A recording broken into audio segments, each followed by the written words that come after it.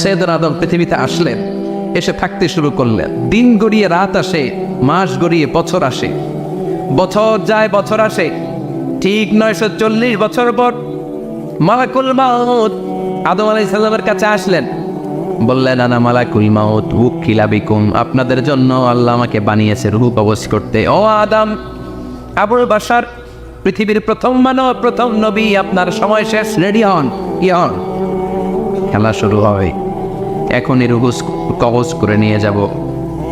সৈয়দনা আদম বলে, এখন আসছো কেন? আমার আরো 60 বছর বাকি আছে। মালাকুল মাউত বলে, না, আপনি রূহের জগতে আল্লাহর কাছে আপনার সন্তান দাউদকে কয় বছর দিয়েছিলেন? 60 বছরের জন্য 940 বছর আপনার জন্য লেখা। আমি এখন আপনার রূহ কবজ করতে চাই। সৈয়দনা আদম বলে, আমি মানি না, আমি কাউরে দেই নাই। 60 বছর আমি দেই নাই, আমি আরো বাঁচব, আমি আরো বাঁচবো, 60 বছর আমি বাঁচবো, আমি দেইতেই নাই। মেয়ে যাও। মালাকুল মাউত আল্লাহর যে বলে, আল্লাহ দেয় নাই বলে, আসলে ভুলে গেছে। আসলে মানুষ ভুলে যায়, মানুষ বড্ড ভুলে যায়। আমরা অনেক সময় খাইয়াও কই খাই নাই। অনেক কিছু আপনি দিছিলেন কিন্তু ভুলে যাই, গলার নিচ দিয়ে নামার পরে কই তুমি কিচ্ছু দেও নাই। আচ্ছা, না নাই? নাসিয়া আদম ফানাসিয়া বানু, আদম আলাইহিস সালাম ভুলে গেছেন, তাই আমরাও ভুল করি, ঠিক কিনা? এজন্য আমাদের নেতারাও বলে, এটা দেবো ওটা দেবো, নির্বাচনের পর সব ভুলে যায়। আচ্ছা, না নাই? ওই যে আদম আলাইহিস সালাম বলছে, আমরাও ভুলে যাই। অন্যদের দোষ কি? ভুলে যায়, বেমালুম ভুলে যায়। আল্লাহ বললেন, মালাকুল মাউত আর জোরাজুরি করো না। 940 নয়, ঠিক 1000 বছর পরে আদমের কাছে যাবা। আমি আমার আদমের ভাগ্যে এই জিনিসটাই রেখে দিয়েছিলাম রে মালাকুল মাউত। আমি আগ থেকে এটাই রেখেছি, আমি জানতাম সে ভুলে যাবে। চিল্লা এখন সুবহানাল্লাহ। তার মানে পৃথিবীর সবচেয়ে লম্বা মানুষ, 60 হাত লম্বা, এত শক্তিশালী আদম আলাইহিস সালাম শ্রীলঙ্কা প্রথম নেমেছিলেন। এক লাফ দিলে আদম আইন চলে যাইতেন। সুবহানাল্লাহ। কি লম্বা মানুষ, থাকতে পারছে? কথা নাই। গমে ধরছে? শেষ করে দিই। হ্যাঁ, আরো কয়েক মিনিট চলবে, চলবে, চলবে। তাকবীর দেন, লিল্লাহি তাকবীর। আদম আলাইহিস সালাম চলে গেলেন। ওনার পরের নবী ইদ্রিস আলাইহিস সালাম, উনি মরে নাই। ইদ্রিস আলাইহিস সালাম মরছে, কে বলছে? উনিও মরেছেন। তবে ওনার মৃত্যুর আজীব এক ঘটনা আছে, অনেক লম্বা কথা। এক ফেরেশতার সাথে ওনার বন্ধুত্ব হয়েছিল। বলেছিলেন, আমি আকাশ দেখতে চাই, আল্লাহর কাছে অনুমতি চাই। আল্লাহ বলল, ঠিক আছে, ইদ্রিসকে আকাশে ঘুরাও। প্রথম আকাশে ঘুরলেন, দ্বিতীয় আকাশে ঘুরলেন, তৃতীয় আকাশে ঘুরলেন, চতুর্থ আকাশে ঘুরলেন। ইন দ্য মিন টাইম চতুর্থ আসমানে মালাকুল মাউত পৃথিবীর দিকে নেমে আসছিল। ওই ফেরেশতা বলে, মালাকুল মাউত আপনি কই যান? মালাকুল মাউত বলে, একটু আগে আল্লাহ ফরমান জারি করেছে, চতুর্থ আসমানে আমার নবী ইদ্রিসের রূহ কবজ কর। সুবহানাল্লাহ। আমি বললাম, আল্লাহ আপনার পাঠানো নবী সৈয়দনা ইদ্রিস থাকে দুনিয়ায়, চতুর্থ আসমানে পাবো কই? আল্লাহ কয়, কথা নাই, দৌড় দে। আমি দৌড় দিলাম, এসে দেখি ইদ্রিস আলাইহিস সালাম এখানে রেডি। সুবহানাল্লাহ। ওয়া রাফা'নাহু মাকানান আলিয়্যা। ইদ্রিস আলাইহিস সালামের রূহ কবজ দুনিয়ায় হয় নাই, চতুর্থ আকাশের মধ্যে হয়েছে। একটু চিৎকার করে পড়বেন সুবহানাল্লাহ। এরপরে সুলাইমান আলাইহিস সালাম, উনি তো মরে নাই, মরছে। উনি জিন চালাইতো, উনিও মরবে। শক্তিশালী একজন নবী ছিল। উনি মালাকুল মাউতকে বলেছিলেন, মালাকুল মাউত আমার মৃত্যুর সুয়াইয়া, সামান্য কিছু আগে আমারে বইল, আমার একটা কাজ আছে। মালাকুল মাউত মৃত্যুর কিছু সময় আগে এসে বলল, সুলাইমান টাইম ইজ আপ, সময় শেষ, অল্প কিছু সময় বাকি, কি করবেন করেন।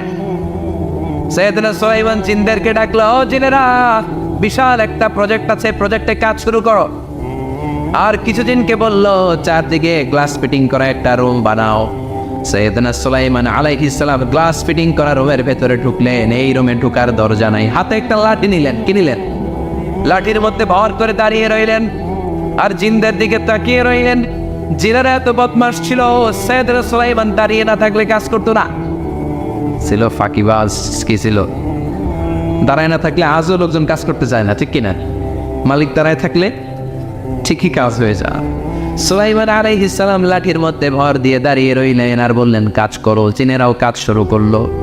ওদিকে মালাকুল মাউত এসে বলে, ও সুলাইমান সময় তো শেষ। সুলাইমান বলে, সমস্যা নাই, রূহ কবজ করো। উনি লাঠির মধ্যে ভর দিয়ে দাঁড়িয়ে রইলেন গ্লাস ফিটিং করা রুমের ভিতরে কোরআন সাক্ষী। মালাকুল মাউত ওইভাবে লাঠিতে ভর দেওয়া অবস্থায়, দারুণ অবস্থায় সাইয়েদনা সুলাইমান আলাইহিস সালামের রূহ কবজ করে নিলেন। উনি এমনভাবে দাঁড়িয়েছেন, রূহ চলে গেল, লাশ হয়ে দাঁড়িয়ে রইলেন। লাঠির মধ্যে দাঁড়িয়ে আছেন, জমিনের মধ্যে লুটিয়ে পড়ে নাই। সুবহানাল্লাহ। জিনগুলো দূর থেকে ভাবতো বস তো দাঁড়ায় আছে। কে দাঁড়ায় আছে? জিনারা মনে করছে বস দাঁড়ায় আছে, কাজ করতে হবে। করতে করতে পুরা প্রজেক্টের কাজ শেষ। ইন দ্য মিন টাইম ঝিঝি পোকা, ওই পোকা যেই পোকা কাঠ খেয়ে ফেলে, এই কাঠ খাওয়ার পোকা সুলাইমান আলাইহিস সালাম লাঠির ভেতরে ঢুকে লাঠিও খেয়ে ফেলেছে। সাইয়েদনা সুলাইমান আলাইহিস সালাম তপাস করে জমিনে পড়েছে। আর জিনেরা কয় হায় হায়, খালি খালি কাম করছে এতদিন। সুবহানাল্লাহ করবেন না? সুলাইমান আলাইহিস সালাম বাঁচতে পারে না, চলে গেলেন। মুসা আলাইহিস সালাম মরছে, উনি মরবে কেন? উনি তো রানী মারে মরছে। এক খাপ্পরে ফেরাউনের বাবুর্চি নাই, মুখের আগে হাত চলতে কয়েকজন, এর মধ্যে মুসা আলাইহিস সালাম আছে না নাই? মালাকুল মাউত মানুষের আকৃতিতে অনুমতি না নিয়ে ঘরের ভেতরে ঢুকে গেল। ঢুকে বলে আনা মালাকুল মাউত, আমি মৃত্যুর ফেরেশতা। তো কি চাও? জিতু আন আকবাদা রূহাক, আপনার রূহ কবজ করতে আসছি। কিন্তু মুসা আলাইহিস সালাম দেখতেছেন দিব্য একজন মানুষ, কি দেখে?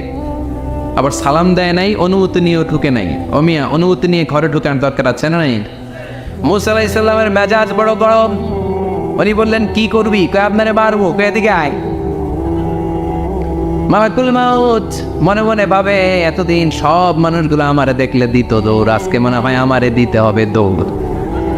এক পা গায়ে দুই পা পেছায় সাহস করে সামনে গেলেন। আবার মুসা আলাইহিস সালাম দিলেন এরকম থাপ্পড়।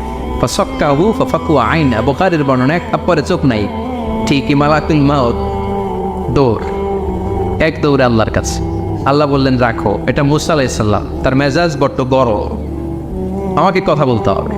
আল্লাহ বললেন মুসা, বুখারীর বর্ণনা, গরুর পিঠের উপর হাত রেখে দাও। রাখা হলো। তোমার হাতের নিচে গরুর যত পশম, প্রত্যেক পশমের বিনিময়ে এক এক বছর করে হায়াত বাড়িয়ে দিলাম।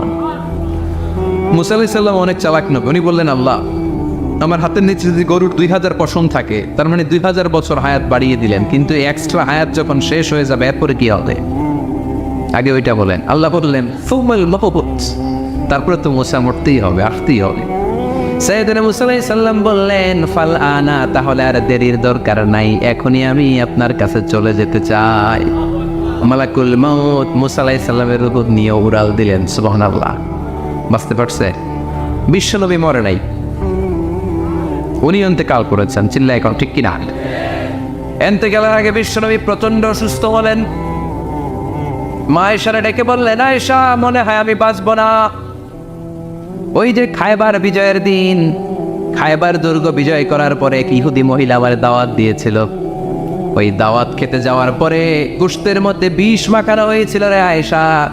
ওই বিষ মাখানো খাসির গোশত খেয়ে যে ব্যথা আমার পেটে উঠেছিল, আজ আবার সেই ব্যথা উঠেছে।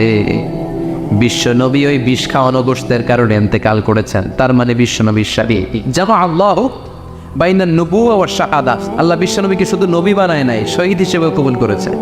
সুবহানাল্লাহ বলবেন না? প্রচন্ড অসুস্থ, উনি ছাড়া মসজিদে নববীতে কেউ ইমামতি করার সাহস পায় না। বিশ্বনবী বললেন আবু বকর তুমি যাও, আবু বকরও যায় না। বিশ্বনবী বললেন পানি আনো।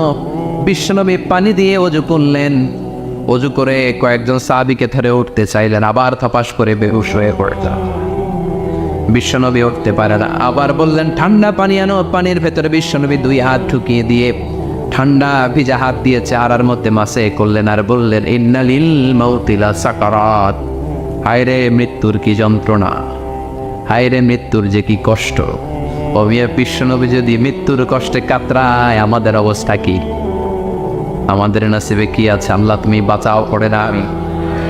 বিশ্বনবী কাঁদছেন, সাহাবারা একের পর এক দেখতে আসে, কান্নার রোল পড়ে গেল চারদিকে। বিশ্বনবীর কলেজার টুকরা নয়নের পুটুলি সাইয়েদাতুনা ফাতিমা বিশ্বনবীর কান্না সহ্য করতে পারে না।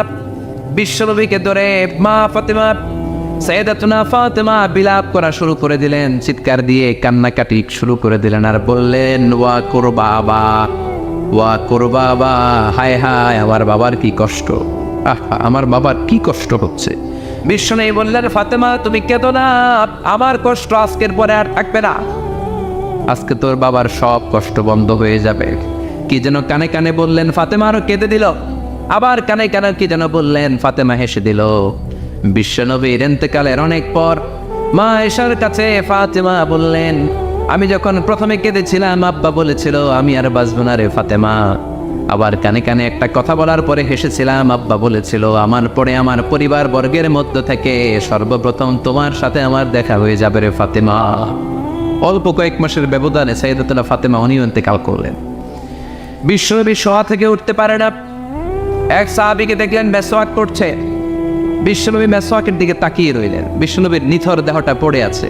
আয়েশারা যে বলবে আয়েশা মেসওয়াক দাও, বলতে পারেন। মা আয়েশা বুঝতে পেরে মেসওয়াক আনলেন, বিশ্বনবীকে মেসওয়াক করিয়ে দিলেন। এবার বিশ্বনবী বললেন, ও আবু বকর শোনো, আল্লাহ আমাকে অপশন দিয়েছে। কি দিয়েছে? আল্লাহ বলেছে নবী আজীবন থাকতে চাইলে থাকেন, আর আসতে চাইলে চলে আসেন। আমি থাকতে না চেয়ে আল্লাহর কাছে চলে যাওয়ার ইচ্ছা করলাম। সাইয়েদনা আবু বকর কান্না জুড়ে দিলেন। বিশ্বনবী বললেন, আসসালাত আসসালাত, ও আমার উম্মতেরা নামাজ তরক করো না। ইন্তেকালের আগে বললেন নামাজ ছেড়ে দিও না।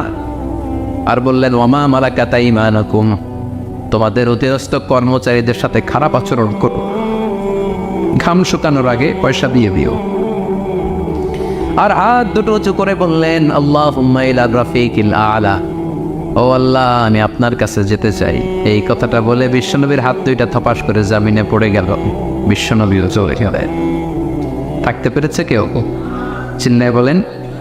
এজন্য আমরা আল্লাহর কাছে ইমানই মৃত্যু চাই। কি মৃত্যু? আমরা উত্তম মৃত্যু চাই। চিন্নায় বলেন কি মৃত্যু? এজন্য মরণের আগে ইমান নিয়ে মরার দরকার আছে না নাই? বিশ্বনবী দোয়া করতেন, আল্লাহুম্মা রযুকনা হুসনাল খাওয়াতিম, ও আল্লাহ আমাদের শেষটা যেন ভালো হয়। শেষ কথা বলি, এদিকে তাকা, মনোযোগ আছে? বলতেন, আল্লাহুম্মা রযুকনা হুসনাল খাওয়াতিম, ও আল্লাহ আপনি আমাদেরকে ইমানের মৃত্যু দেন, আমাদের শেষটা ভালো করেন। কারণ সব ভালো তার শেষ ভালো। জানেন না এটা আপনারা? সব ভালো তার শেষ ভালো। আজীবন ইসলামের পক্ষে, আজীবন নামাজি মুত্তাকি, মরার আগে কাফের হয়ে মনে এরকম আছে না? মরার আগে শাহবাগের মঞ্চে উঠে ভাষণ দেয়, ভাইয়েরা আমার আছে না? আবার আজীবন কাফের, ইসলামের বিরোধী, ইন্তেকালের আগে কালিমা পড়ে সব মাফ করায় আছে না? বিশ্বনবীর শ্বশুর আবু সুফিয়ান, নাম শুনছেন? বদরের যুদ্ধে বিশ্বনবীর বিরুদ্ধে, মক্কায় বিশ্বনবীর ঘুমাতে দেয় নাই, উহুদের যুদ্ধে বিশ্বনবীর সাথে ফাইট, খন্দকের যুদ্ধে বিশ্বনবীর সাথে মারামারি, আহজাবের যুদ্ধে কিলাকিলি, সারাটা জীবন বিশ্বনবীর সাথে মারামারি, মক্কা বিজয়, কালিমা পড়ে মুসলমান হয়েছে। গোটা জীবনে যা অন্যায় করেছে সব মাফ করে দিয়েছে কে? এজন্য আমরা আল্লাহরে বলি, আল্লাহ কালিমাটা পড়তে পড়তে যেন আমরা মরতে পারি। চিৎকার করে পড়ে না আমিন। জিহাদের ময়দানে এক সাহাবা যুদ্ধ করতে লাগলেন। বুখারীর বর্ণনা, যুদ্ধ করতে করতে কাফেরদেরকে মারতে মারতে, হাদিসের ভাষ্য, লা ফাযা ওয়ালা শাযা ইল্লা ইয়াদরিবুহা বিসাইফি, তার সামনে যত কাফের আসে সে কচু কাটা করে। অন্য সাহাবীরা খুশি হয়ে যায়। অন্য সাহাবীরা বলে আজকের সব সওয়াব এই সাহাবী পেয়ে যাবে। কিন্তু বিশ্বনবী হঠাৎ করে একটা কথা বললেন, ওই কথা শুনে সাহাবীরা অবাক। বিশ্বনবী বললেন, হুয়া ফিন্নার, ও জাহান্নামে যাবে। কই যাবে? জিহাদের ময়দানে এক মুজাহিদ সাহাবী কাফিরদেরকে মেরে শেষ, কিন্তু বিশ্বনবী বললেন কই যাবে? কথা কয় না। এক সাহাবী কয়, ঘটনা কি? এত বড় মুজাহিদ ফি সাবিলিল্লাহ কেন জাহান্নামে যাবে? আমি লুকিয়ে লুকিয়ে দেখি। লুকিয়ে লুকিয়ে ওই সাহাবী দেখে, মুজাহিদ সাহাবী যুদ্ধ করতে করতে কাফিরদের বিশাল একটা ঘাটির ভেতরে ঢুকে গেল। মারতে মারতে মারতে মারতে হঠাৎ এক কাফেরের আঘাতে এই মুজাহিদ সাহাবীর ডান হাতটা কাটা পড়ে গেল। এবার ডান হাত দিয়ে ফিনকি দিয়ে রক্ত বের হতে শুরু করলো। মুজাহিদ সাহাবী আর যন্ত্রণা সহ্য করতে পারে না। যন্ত্রণা সহ্য করতে না পেরে কাতরাতে কাতরাতে নিজের হাতের ছুরিটাকে জমিনের মধ্যে গেড়ে দিয়ে ছুরির উপরে ঝাঁপিয়ে পড়ল। পেটের এই দিক দিয়ে ঢুকে ওপাশ দিয়ে বের হয়ে গেল, এফার ওপার হয়ে গেল, মানে আত্মহত্যা করলো। ঠিক কিনা? জাহান্নামী নাই? কথা কর। লুকিয়ে লুকিয়ে যে সাহাবা দেখেছে চিৎকার দিয়ে বিশ্বনবীর কাছে যেয়ে বলে, আশহাদু আন্নাকা রাসূলুল্লাহ, ও নবী, আপনি যে আসল নবী কোনো সন্দেহ নাই, আমি লুকিয়ে লুকিয়ে দেখেছি ওই মুজাহিদ সাহাবা বেঁচে নাই, সে কাফের আঘাতে শহীদ হয় নাই, নিজের পেটে নিজে ছুরি ঢুকিয়ে আত্মহত্যা করেছে। আজীবন বিশ্বনবীর সাথী, মরার আগে জাহান্নামী। আমরা কেউ জানি না আমাদের শেষটা কেমন হবে, এজন্য আমাদের শেষটা ভালো হোক। ভেরি সেন্সিটিভ ইস্যু, আমাদের শেষটা ইমানের হোক। এখন যেমনি মাথা ঠিক আছে, বুদ্ধিমত্তার সাথে শাহাদাত বাক্যের উপর যেন আমরা মরতে পারি, আমরা পড়ি আমিন। চিল্লায় পড়ে হবে। কি করে বুঝবেন মৃত্যুটা ভালো হলো? এক নম্বর আলামত আন-নুতকু বিশ-শাহাদা, মরার আগে আওয়াজ করে জিকির করে কেউ যদি পড়তে পারে লা ইলাহা ইল্লাল্লাহু মুহাম্মাদুর রাসূলুল্লাহ সাল্লাল্লাহু, এটা হচ্ছে আলামাতু হুসনিল খাতিমা। আপনার মৃত্যুটা যে ভালো মৃত্যু হয়েছে এটার আলামত। কি মৃত্যু? সবাই বলেন ভালো মৃত্যু আমরা চাই কি চাই না? ভালো মৃত্যুর এক নাম্বার আলামত কালিমা পড়ে যদি মরতে পারে। বিশ্বনবী বলেন মান কানা আখিরু কালামিহি লা ইলাহা ইল্লাল্লাহ, যে ব্যক্তির সর্বশেষ কথাটা হবে, বাক্যটা হবে লা ইলাহা ইল্লাল্লাহ, দাখালাল জান্নাহ, সে জান্নাতি হয়ে যাবে। সুবহানাল্লাহ পড়ে। এরপরে বিশ্বনবী বললেন আল মুমিনু ইয়ামুতু বিজাবি ইরকিল জাবিন, মুমিন যখন মারা যায় তার কপাল ঘেমে যায়। সুবহানাল্লাহ পড়েন। হাত ঘামে না, পা ঘামে না, মুমিনের কপাল ঘামে। সুবহানাল্লাহ। এজন্য কেউ মারা গেলে কপালের মধ্যে হাত দিবেন, দেখবেন ওই ঘামের মধ্যে একটা জান্নাতি ঘ্রাণ আছে। সুবহানাল্লাহ। আল্লাহ, আমরা যখন মরে যাব আমাদের কপালটা যেন এরকম ঘেমে যায়। আমিন পড়েন আর জোরে আমিন। আল মুমিনু ইয়ামুতু বিআরাকিল জাবিন, মুমিন মারা গেলে তার কপাল ঘামে।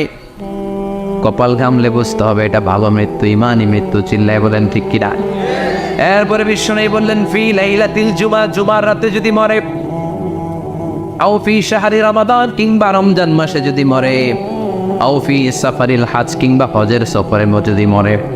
বাংলার জমিন থেকে অনেক হাজিরা হজ করতে যায়, অনেকে ওইখানে যে আরাফাতের ময়দানেও মারা যায়, এরকম হাজি আছে না? খুশনসিব, এটা খুশনসিব।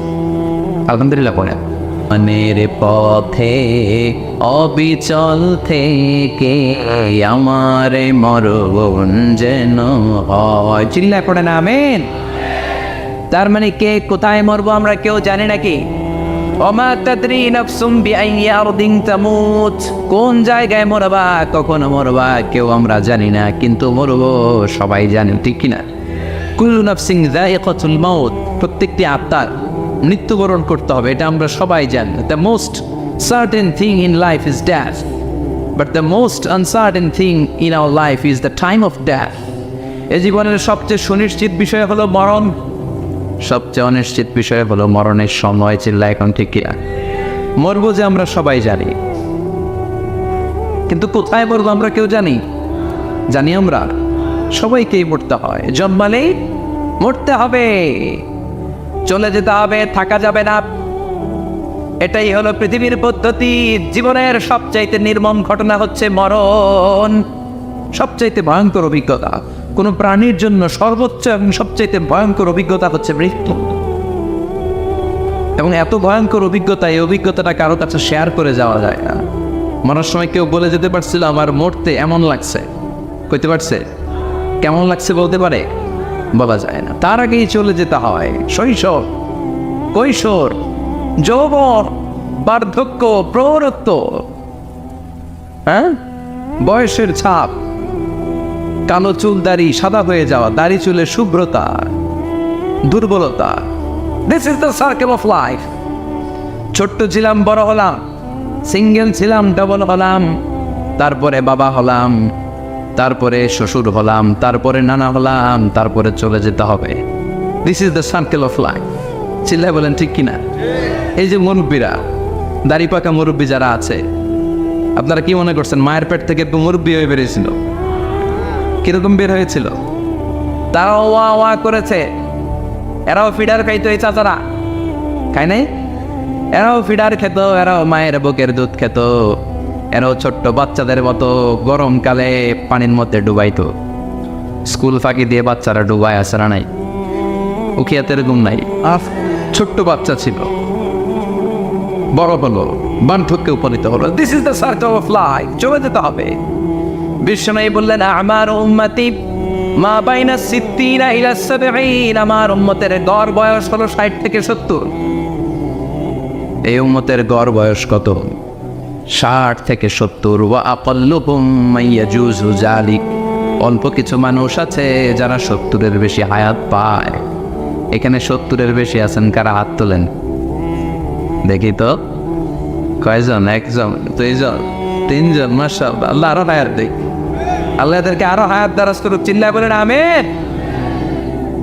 তার মানে আমার উম্মতি মা বাইনা সিত্তিন ইলা সাবঈন, বিশ্বনবী বললেন এই উম্মতের গড় বয়স 60 থেকে 70, আর 70-এর বেশি হায়াত পাবে। ওয়া আকাল্লুকুম মাইয়াজুজু যালিক, 70-এর বেশি পাবে হাতে গোনা, গুনে বের করে ফেলা যায় 1 2 3 বাকি সব 60-এর আগে নাই। ঠুস চিল্লা এখন ঠিক কি না? বাংলাদেশের গড় হায়াত কত মানুষের? 60। বিশ্বনবীর কথার সাথে মিলে গেছে। চিল্লায় পড়েন সুবহানাল্লাহ। এই জন্য বিশ্বনবী বলেন, এই যে মুরব্বীদের দাড়ি পাকে, এই যে রাস্তায় অ্যাক্সিডেন্ট হয়, এই যে ক্যান্সারে আক্রান্ত হয়ে লোকজন মারা যায়, তারপরেও কি টনক নড়ে না? এরপরেও কি বিবেকে ধরে না যে তোমাকে চলে যেতে হবে? আকসিরু যিকরা হাযিবিল লাযযাত, জীবনের সব স্বাদকে পানসা করে দেয় ওই মরণকে স্মরণ করো। মরণকে স্মরণ করলে জাহান্নাম বরণ করা লাগে না। চিল্লায় বলেন ঠিক কি না? আবার আল্লাহ বললেন, গোলাম স্পেশাল একজন ফেরেশতা আমি মরণের জন্য সিলেক্ট করলাম, নাম মালাকুল মাউত। তাকে আমরা আজরাইল বলে চিনি। এই মালাকুল মাউত তার বাহিনী নিয়ে নির্ধারিত টাইমে গোটা বিশ্বের সব মানুষের রূহ কবজ করে। অন টাইম নাকি দেরি করে? মালাকুল মাউত আগেও আসে না, পরেও আসে না। সুবহানাল্লাহ পড়ে। সাইয়েদনা সুলাইমান আলাইহিস সালাম জামানাতে ওনার এক ওয়াজির ছিল, মন্ত্রী। ওই মন্ত্রীকে নিয়ে উনি বৈঠক করতেন। ওনার সময় উনি মালাকুল মাউতের সাথে বৈঠক করতেন। শুনতেছেন? আপনাদের মনোযোগ আছে তো? উনি বৈঠকে বসেছেন, মালাকুল মাউতও বসা, ওয়াজিরও বসা। হঠাৎ মালাকুল মাউত ওয়াজিরের দিকে বড় বড় চোখ করে তাকাচ্ছে। বড় বড় চোখ করে তাকানোতে ওয়াজির ভয় পেয়েছে। হঠাৎ মালাকুল মাউত চলে গেল। ওয়াজির বলে, ও সুলাইমান আলাইহিস সালাম, এই যে লোকটা বড় বড় চোখ করে আমার দিকে তাকালো, এটা কে? সাইয়েদনা সুলাইমান বলে, হাদা মালাকুল মাউত। যে বর্ণনাটা বলছে এটা হাদিস না, এটা হচ্ছে ইসরাইলিয়া, জিউস ট্রেডিশন। কোরআন হাদিসের সাথে কোনো দ্বন্দ্ব নাই, তাই বর্ণনা করা যাবে। বিষ্ণু বলেছেন, বাল্লিগু আন্নি ওয়ালাউ আয়া। আবার বলেছেন, ওয়াহাদ্দিসু আন বানি ইসরাঈল ওয়ালা হারাজ। বনি ইসরাইলের ট্রেডিশন বর্ণনা করো, জিউস ট্রেডিশন বর্ণনা করো, এতে কোনো সমস্যা নাই। ওয়াজির বলে, ও সাইয়েদনা সুলাইমান, বড় বড় চোখ করে যে তাকালো লোকটাকে? সাইয়েদনা সুলাইমান বলে, হাদা মালাকুল মাউত, এটা মৃত্যুর ফেরেশতা। ওয়াজিরের কলিজায় পানি নেই। এটা কি ফেরেশতা? শুনে তো পিলে চমকে গিয়েছে। কয় কি? মালাকুল মাউত তো আমার চিনে বলেছে, বাড়ি চিনে ফেলছে আমার খবর আছে। সাইয়েদনা সুলাইমান আলাইহিস সালাম জিনদেরকে দিয়ে কাজ করাতেন, মেঘমালাকে দিয়ে কাজ করাতেন, বিশাল সিংহাসন নিয়ে পৃথিবীর প্রাচ্য থেকে পাশ্চাত্যে ঘুরে বেড়াতেন। সাইয়েদনা সুলাইমানকে ওয়াজির বলে, ও সুলাইমান, মেঘমালাকে আদেশ করে দেন, আমি আর এই ফিলিস্তিনের ভূখণ্ডে থাকতে চাই না। আকাশের মেঘমালার উপরে আমারে বসিয়ে দেন, আর বলে দেন আমারে নিয়ে যেন আকাশের মেঘমালা হিন্দুস্তানের ওই দূর পর্বতে রেখে আসে। আকসা আল হিন্দ, হিন্দের সবচেয়ে দূরবর্তী জায়গায় যেন আমার রেখে আসে। সাইয়েদনা সুলাইমান বললেন, আকাশের মেঘ যাও, আমার ওয়াজিরকে নিয়ে হিন্দুস্তানের একটা উপদ্বীপে রেখে আসো। রেখে আসা হলো। কিছুক্ষণ পর মালাকুল মাউত সাইয়েদনা সুলাইমানের কাছে হাজির। সাইয়েদনা সুলাইমান বললেন, ও মালাকুল মাউত, কই ছিলা?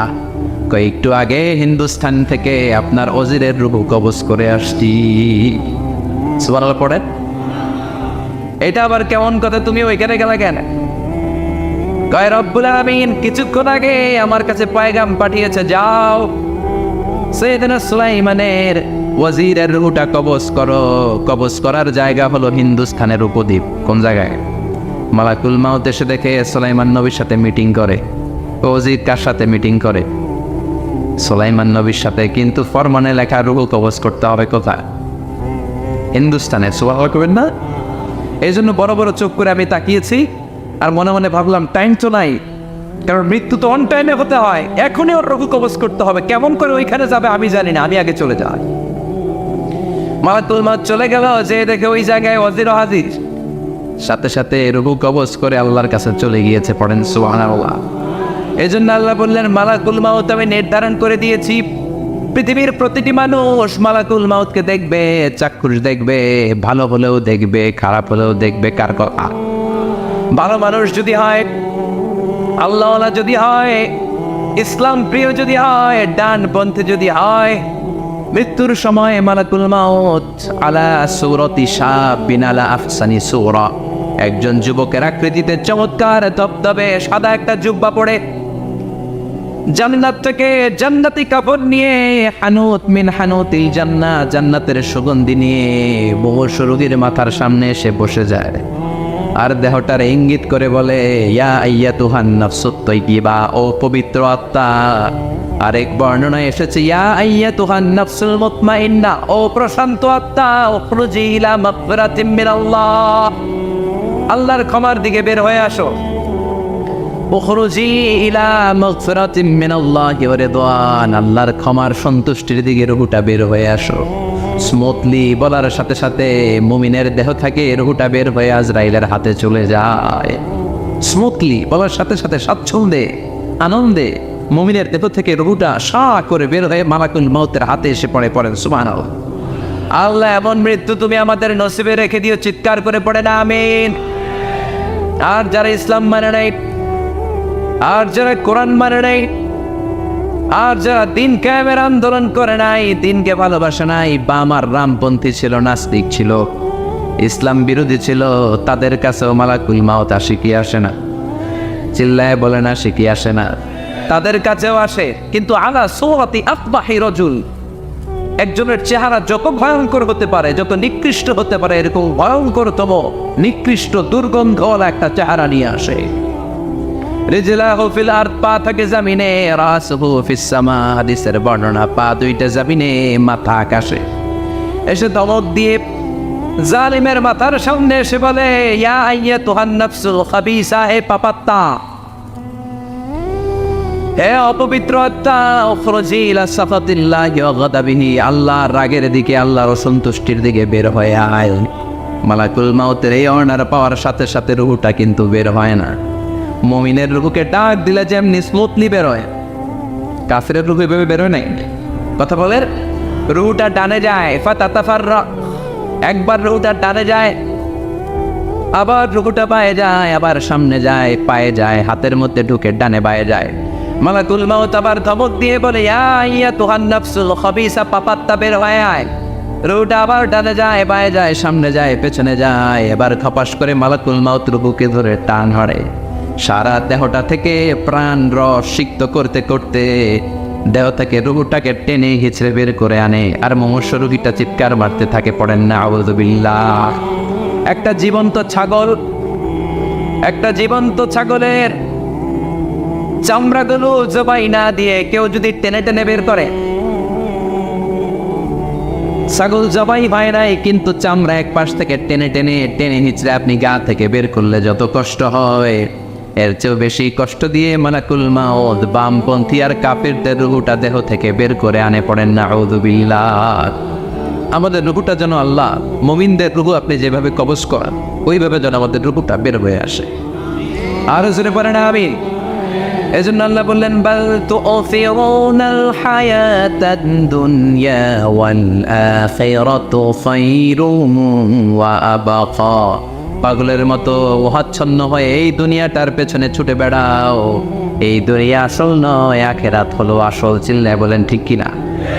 অস্থির, আমরা ব্যস্ত দুনিয়ার লোভে আর মোহে পড়ে আমাদেরকে যে মরতে হবে, চলে যেতে হবে, এটা ভাবার সময় আমাদের নাই। চিল্লাই কারণ ঠিক কিনা? এজন্য বলা হয় মুতু ক্বাবলান তামুতু, মরার আগে একবার মরো। হাসিবু ক্বাবলান তুহাসাবু আলাইক, তোমার হিসাব কিয়ামতের দিন করার আগে তুমি তোমার হিসাব করো। জীবনে কি কি পাপ করেছি আমি জানি, আমার চেয়ে ভালো কেউ জানে না। চিল্লায় বলেন ঠিক কিনা? কি কি অন্যায় করেছি আমার হৃদয়ের মধ্যে কথাগুলো আছে না নাই? পৃথিবীর কেউ না জানলেও আমি জানি কি জানি না। পৃথিবী না জানুক আমি তো জানি, আমি কি পাপ করেছি হায়। পৃথিবী না জানুক আমি তো জানি, আমি কি পাপ করেছি হায়। আমার পাপের করলে বিচার, বাঁচার উপায় নাই আমার। দয়াময় প্রভু মাফ করো আমায়, মাফ করো আমায়। পড়ে না আমি আর জোরে আমিন। এজন্য হাসিবু ক্বাবলা আন তুহাসাবু আলাইক, তোমার হিসাব বসার আগে নিজে হিসাব করো কি কি করলা। আসল মরণের দিন শটান হয়ে তো শুয়ে পড়ো ভাই, মরার আগে আরেকবার মরো। মরার আগে আরেকবার কি করবেন কথা বলেন? মরার আগে কি করতে হবে? হঠাৎ একদিন বিছানায় শটান হয়ে শুয়ে যান, চক্ষুটা বন্ধ করেন, ভাবেন মরে গিয়েছেন। এই তোমার কুলমাউত চলে এসে রুহুটা নিয়ে গেল। আত্মীয় স্বজন চিৎকার চেঁচামেচি শুরু করে দিল, কান্নার রোল পড়ে গেল চারদিকে। মাইকের মধ্য দিয়ে, মসজিদের মাইকে অ্যানাউন্স হয়, অমুক এলাকার নিবাসী অমুক ভাই আমাদের মধ্যে দুনিয়ায় নাই, তার জানাজা হবে এশার নামাজের পর। সবাই এসে রুহের মাগফিরাত করে, সবাই আপনারে দেখতে আসবে, কেঁদে কেঁদে লোকজন আপনারে কবর দিতে আসবে। চিল্লায় বলেন ঠিক কি না? কেঁদে কেঁদে সবাই আসবে, দেখার জন্য আসবে। ছেলেগুলো কাঁদবে, স্ত্রী কাঁদবে, বাবা মা কাঁদবে, বন্ধু বান্ধব কাঁদবে। আর ঘরের মধ্যে রাখা হবে না, এবার আপনাকে গোসল দেওয়ার পালা। চক্ষু বন্ধ করে চিন্তার দরকার আছে না নাই? কথা বলেন। হঠাৎ করে, হঠাৎ করে শুনবি একদিন আমার মৃত্যুর খবর। কেঁদে কেঁদে আসবে সবাই দিতে আমায় কবর, দিতে আমায় কবর। ঠিক কি না? একটু চোখটা বন্ধ করে ভাবেন, আপনাকে গোসল দেওয়া হবে, জামাগুলো করা হবে। এত টাকা দিয়ে যে দামি গোসলখানা টাইলস লাগিয়ে ঘরে বানালেন, আপনার শেষ গোসলটা কি ওই দামি গোসলখানায় হবে? লাশ যেখানে দোয়া হয় ওই জায়গায় দোয়া হবে, আপনাকে কাফন পরানো হবে। আপনার কলিজার টুকরা ছোট বাচ্চাটারে বলা হবে, আব্বু দেখে যাও তোমার বাবারে শেষবারের মতো দেখো। আপনার বাবা মা শেষবারের মতো একটা নজর দিয়ে আপনার চেহারাটা দেখে নিবে। বন্ধু বান্ধবরা শেষবারের মতো একবার আপনারে দেখে নিবে। জানাজার জায়গায় নেওয়া হবে। হবে না এই ঘটনাটা আমাদের? হ্যাঁ, হবে কি না? হাজার হাজার মানুষ শেষ বিদায় দেওয়ার জন্য আসবে। চারটা তাকবীর দিয়ে ইমাম নামাজ শুরু করবে। আল্লাহু আকবার, আল্লাহু আকবার, আল্লাহু আকবার, আল্লাহু আকবার বলে নামাজ শুরু করবে। নামাজ শেষ, এবার পালকিতে করে কবরে যাওয়ার পালা। আহা, যেতেই হবে, যেতেই হবে। পালকিতে করে লোকজন নিতে শুরু করবে। কবরস্থানের ওই জায়গায় যেখানে মানুষ বছরে মানুষ না মরলে যায় না, ওই গহীন নিঝুম কবরস্থানে ঢুকানো হবে। পালঙ্ক থেকে নামিয়ে আপনার জন্য করে রাখা আগ থেকে কবরটার মধ্যে শুইয়ে দেয়া হবে। উপরে বাঁশ দিয়ে ছাউনি, শেষবারের মতো সবাই দেখে বাঁশের ছাউনির উপরে মাটি চাপা দিবে। ঠিক কিনা? চলে যাবে সব, কেউ নাই, অন্ধকার, শুধু অন্ধকার। এই অন্ধকার যেন শেষ হতে চায়। এই ঘটনা ঘটবে না আমাদের? কথা বলে ঘটবে কিনা? এজন্য মরার আগে এগুলো চিন্তা দরকার আছে না নাই? মরার আগে আরেকবার মরার দরকার আছে না নাই? এজন্য রব্বুল আলামিন বলেন, বাল তুসিরুনাল হায়াতাদ দুনিয়া ওয়াল আখিরাতু খায়রুন ওয়া আবকা। এই দুনিয়ার জীবনটাকে তোমরা আসল জীবন মনে করো, এটা আসল জীবন নয়। আসল জীবন হলো কবরের জীবন। চিল্লায় বলেন ঠিক কি না? আল্লাহ তোমার এই দুনিয়ায়, আল্লাহ তোমার এই দুনিয়ায় কেউ আসে কেউ চলে যায়, তবু তোমার ভয়ে কারো কাঁদে না হৃদয়। এই দুনিয়াতে আমার বদলে গেল মন, চারিদিকে দেখি শুধু সুখেরই স্বপন। ভাবলো না মন আল্লাহ ছাড়া,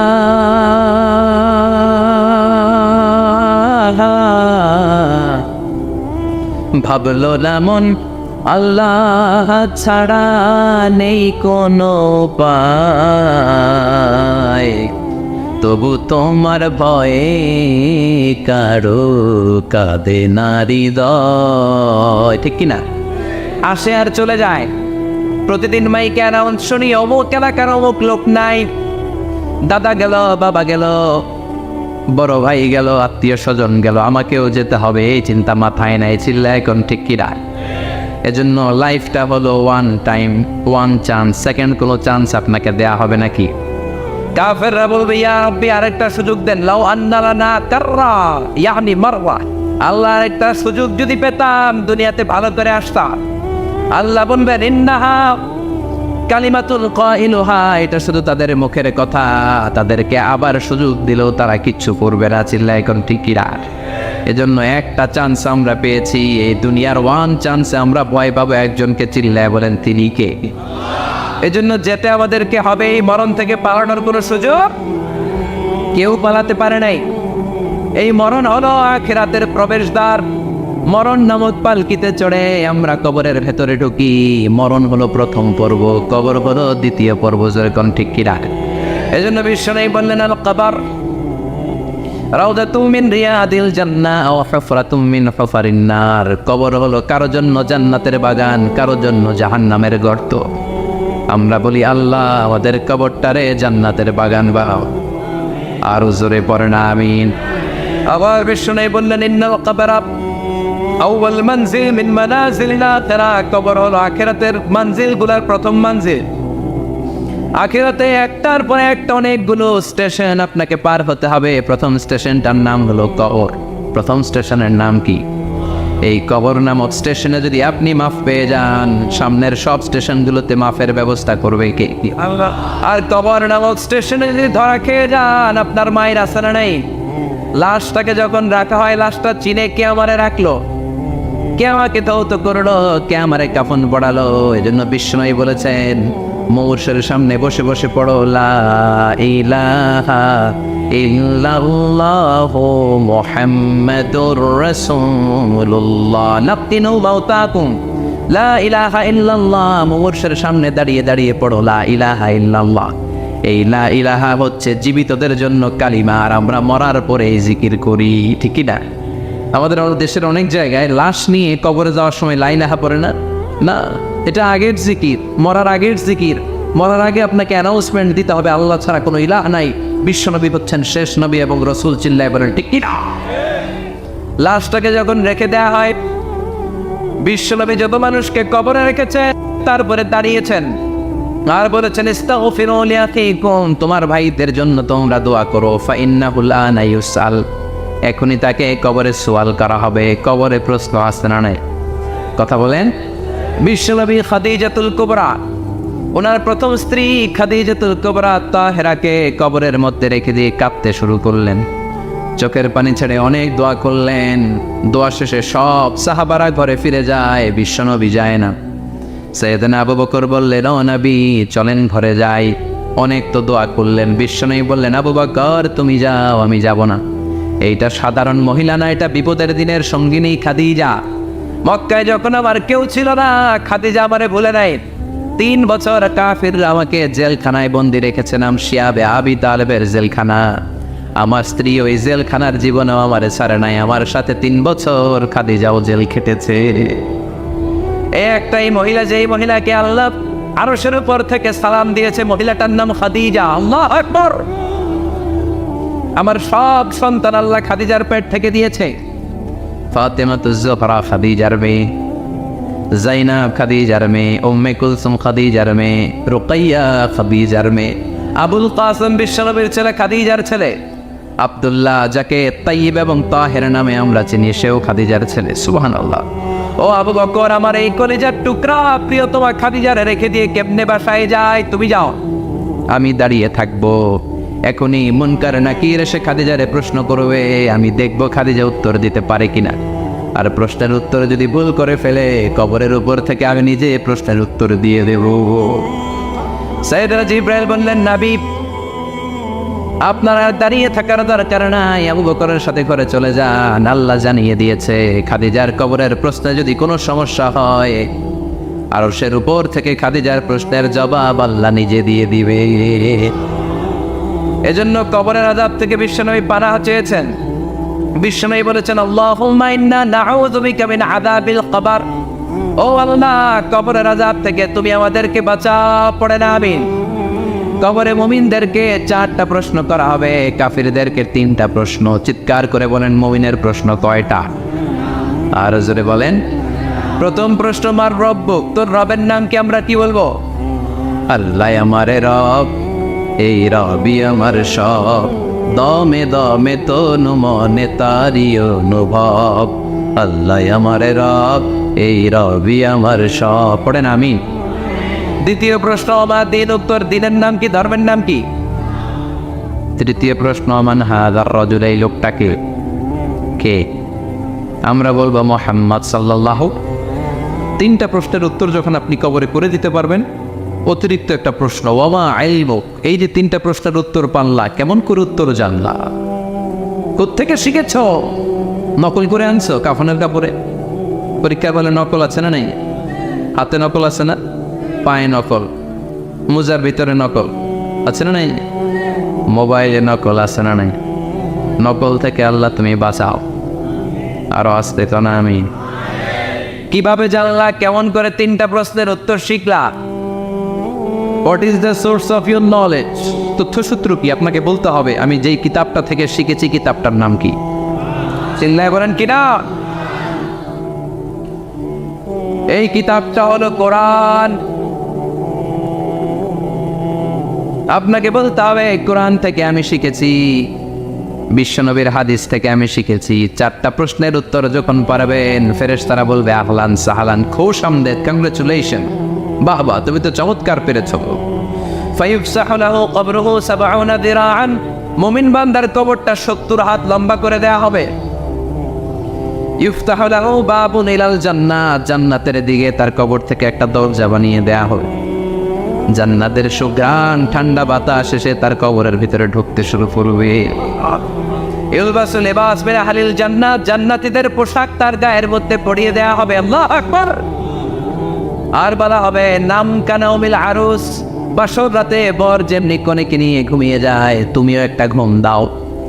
আলহামদুলিল্লাহ পড়ে মুমিন বান্দা আনন্দের একটা ঘুম দিবে। ইসরাফিলের সিংগার আওয়াজ ছাড়া পৃথিবীর কোনো কিছুই তার আগে ঘুম ভাঙতে পারবে না। আল্লাহ আমরাও যেন সেদিন কবর একটা মজার ঘুম দিতে পারি, তুমি তৌফিক দাও। জোরে বলেন আমিন। এবার বামপন্থী নাস্তিক আর কাফেরদের পালা, ইসলাম বিদ্বেষীদের পালা, আলে ওলামাদের শত্রুদের পালা, ইসলামকে যারা বিজয়ী শক্তি হিসেবে মানতে পারে নাই তাদের পালা। চিল্লা এখন ঠিক কিনা? ওদেরকে একই প্রশ্ন, রব কি? ওরা বলবে আমি জানি না। আমাদের উত্তর আল্লাহ। ওরা বলবে আমি কিচ্ছু জানি না, আমি সব ভুলে গেছি, আমার মাফ করে দেন, আমি কিছুই জানি না। তবে আমি ইসলাম বিরোধীদের সাথে চলতাম, যারা ইসলাম রে বাস দিত আমি তাদের সাথে স্লোগান দিতাম। এরকম ডাকাইত আছে না নাই? দ্বিতীয় প্রশ্ন, আমার দিন ও তোমার ধর্মের নাম কি? কয় আমার ধর্ম নাই, আমার ধর্ম কর্ম নাই, আমি খালি দুনিয়াকে মাচালে লো, দুনিয়া তোমারই হে, আমি খালি তুম্মা চলে দু, আছে না নাই? আমি শুধু মৌজ মাস্তিতে ব্যস্ত ছিলাম, আমার দুনিয়া নাই, দিন নাই, আখেরাত নাই, রবকে আমি জানি না, ধর্মকে জানি না। ইসলাম বিরোধী রাজনীতি আমি করতাম, মাও সেতুলের রাজনীতি, কার্ল মার্কসের রাজনীতি, বুশের রাজনীতি, ডোনাল্ড ট্রাম্পের রাজনীতি, বামপন্থীদের রাজনীতি। চিল্লায় কল ঠিক কিনা? কোনো ধর্ম নাই। এই লোকটাকে চিনো কিনা বলো। বিশ্বনবীর চেহারা দেখিয়ে বলা হবে এই লোকটাকে, কয় জানি না। এরে আমি মানতাম না, এরা আমি গালি দিতাম। এরকম জাহান্নামের নরকীট আর পিতৃ পরিচয়হীন জাহদ সন্তান বাংলার দেশেও আছে না নাই? এই মহামানবটাকে গালি দিয়ে পৈশাচিক আনন্দ পায়। পত্রিকায় লিখে, ব্লগের মধ্যে লিখে, ইন্টারনেটে কার্টুন বানিয়ে বানিয়ে পৈশাচিক ফুর্তি করে। এগুলো জাহান্নামের কীট, এগুলো জারদ সন্তান, বাপ মায়ের ঠিক নাই। চিল্লা এখন ঠিক কিনা? আমার নবীরে যারা গালি দেয়, এগুলোর বাপ মায়ের ঠিক আছে? এগুলোর কোনো গোড়া আছে? এগুলোর কোনো শেকড় আছে? এগুলো আগাছা চিৎকার করে বলো ঠিক কিনা? বলবে আমি জানি না। ফেরেশতারা বলবে দা আমরা জানি। তোর সাথে কেমন আচরণ করতে হবে আমাদেরকে ট্রেনিং দিয়েছে কে? এবার শুরু হবে মাইর। কি শুরু হবে? কথা বলেন। মাইর। ফায়ুদরাবু বিমা তারিকা মিন হাদিদ, লোহার হ্যামার দিয়ে শুরু হবে মাইর। এক একটা হ্যামারের বাড়িতে মাথাটা ফেটে চূর্ণ বিচূর্ণ হয়ে যাবে। দেহটা জমিনের ভেতরে 70 গজ ডুবে যাবে, দেবে যাবে। ওর চিৎকারে কবরস্থানটাও থারথার করে কাঁপবে। আবার জামিনকে বলা হবে ইলতাইবি, চাপা দে। জামিনে ঢুকে যাওয়ার পরে জামিনের এপাশ থেকে একটা চাপা, মাটি চাপা, বাম দিক থেকে মাটি চাপা। 2 চাপায় ডান দিকের পাজর বায়ে চলে যাবে, বাম দিকের পাজর ডানে চলে আসবে। ওর চিৎকারে কবরস্থানটা থার থার করে কাঁপবে। আল্লাহ, এই ধরনের পরিস্থিতি থেকে তুমি আমাদেরকে বাঁচাও।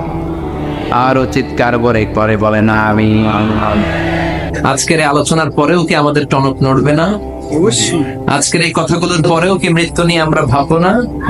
আজকের আলোচনার পরেও কি আমার হিসাব শুরু হওয়ার আগে আমি একটু নিজের হিসাব কষে নিব না? আল্লাহ আমাদের সবাইকে কথাগুলো বুঝার ও আমল করার তৌফিক দান করুক। আমরা পড়ি আমিন।